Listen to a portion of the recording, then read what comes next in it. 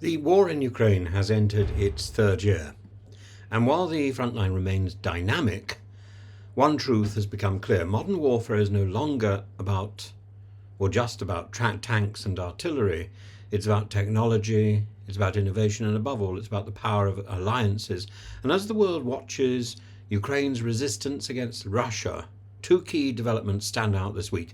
Starmer's direct defiance of Donald Trump and Germany's unprecedented increase in AI-powered drone support for Ukraine in the middle of an election. Trump, once again, the President of the United States, has hinted at a potential peace deal with Russia and has started the negotiations, first with a telephone call and then with a mini summit in Saudi Arabia. Now, he's threatened also to cut military aid to Ukraine, questioned NATO's very existence, has left European allies deeply concerned, but Starmer has made it clear Britain will not waver in its support for Ukraine, regardless of Trump's policies. In a remarkable display of transatlantic defiance, Starmer has indicated that the UK will maintain its commitments even if Trump attempts to negotiate a settlement that favours Russia.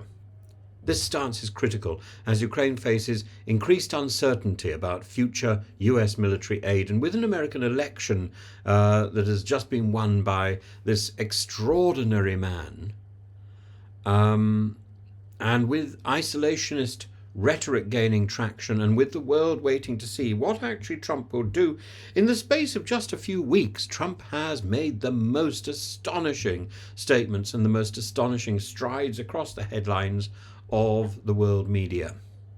And Starmer, in contrast, is positioning the UK as a pillar of stability within the alliance and in the world. The message is simple. Britain will stand firm even if Washington wobbles from side to side like an over-egged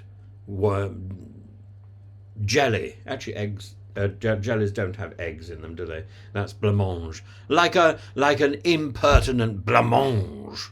Meanwhile, Germany is stepping up in a way that few expected. Berlin has confirmed an order for 4,000 AI-powered kamikaze drones for Ukraine, with the possibility of tens of thousands being produced if necessary. And the HX-2, developed by German high defense firm Helsing, represents the next phase of drone warfare, and these drones can operate autonomously, resist electronic interference, and coordinate in devastating swarm attacks.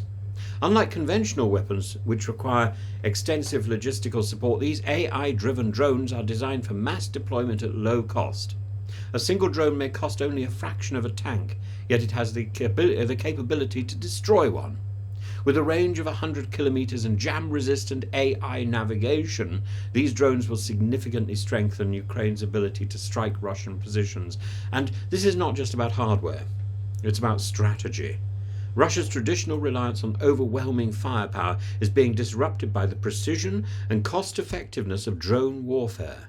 Ukraine's use of first-person view FPV drones has already wrecked Russian armoured columns. It wreaked havoc on the Russian tank divisions, but the addition of the HX-2 adds a new dimension: scalable AI-guided autonomous precision strikes. And I was listening to a thing, I was talking to Caleb Robertson a while ago about the drones which trail their own cable after them so that they cannot be intercepted. It's like high-tech slugs leaving behind a trail of devastation, really. And Russia has tried to counter this with its own Lancet 3 drones and Iranian-made Shaheeds, but these are increasingly being outclassed.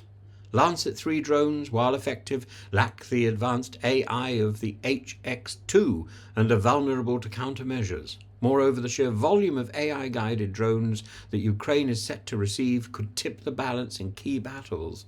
Of course, with every advancement in AI-driven technology and weaponry, there comes a growing debate on ethics. Who is accountable when a fully autonomous drone makes a lethal mistake? Helsing, the manufacturer, insists human oversight remains integral to targeting decisions. But as these systems evolve, questions of accountability and control will become ever more pressing. And what we are witnessing is the dawn of a new era of warfare. It's no longer just about who has the most soldiers or tanks. It's about who has the smartest weapons. As AI becomes more integrated into military systems, as AI becomes more integrated into our lives, the nature of war itself changes.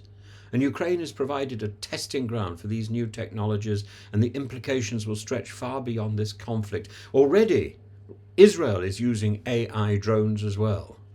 As Trump hints at the potential change in US policy, Britain is stepping up to reaffirm its commitments. Germany, long criticized for hesitancy in military support, is now at the forefront of drone warfare innovation. The HX-2 drones will not just aid Ukraine, they will set a precedent for how future wars are fought. And the stakes are immense. If Ukraine can leverage this new technology effectively, it may regain strategic advantages over the period of 2025.